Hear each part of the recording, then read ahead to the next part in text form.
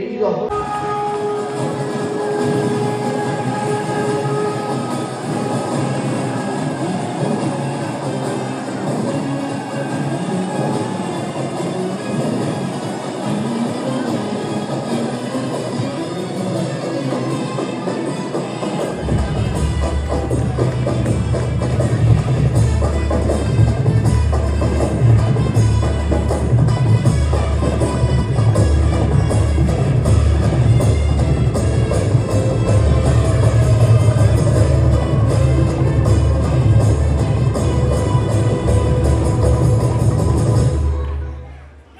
সেদিন বহু প্রতীক্ষার পর রাজা তার প্রাণের ঠাকুর শ্রী জগন্নাথ দেবের দর্শন লাভ করলেন।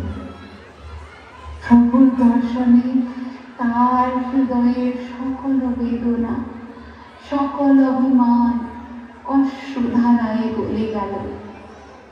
পরম তৃপ্তি ও অপরিসীম আনন্দে অলঙ্কারাদি ফুলমালা সবই ভূমিতে বিপর্যস্ত অবস্থায় পড়ে রয়েছে।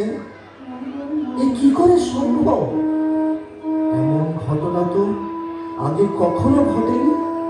কিন্তু এই ঘটনা শুধু এক রাত্রি ছিল না।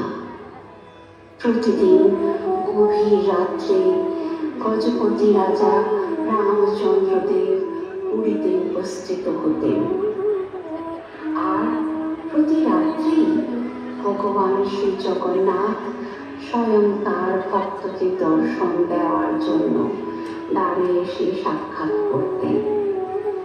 ফলে প্রভুর রাত্রিকালীন শয়নের পর অঙ্গবস্ত্র অলঙ্কারে পড়লেন।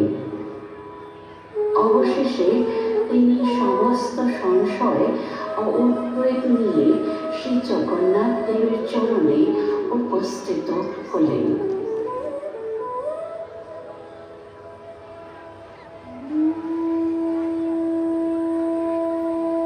হে প্রভু, দুয়ারে অধিষ্ঠিত আছেন অনন্ত কোটি ব্রহ্মাণ্ডনাথ পতিত পাবন জগন্নাথ স্বামী।